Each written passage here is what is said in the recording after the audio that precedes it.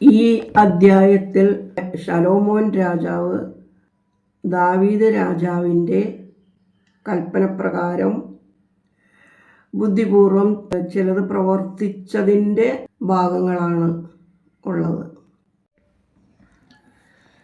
രാജാക്കന്മാർ അദ്ധ്യായം 2. ദാവീദിന് മരണകാലം അടുത്തു വന്നപ്പോൾ അവൻ തൻ്റെ മകനായ ശലോമോനോട് കൽപ്പിച്ചത്, ഞാൻ സകല ഭൂവാസികളുടെയും വഴിക്ക് പോകുന്നു. നീ ധൈര്യപ്പെട്ട് പൗരുഷം കാണിക്കുക.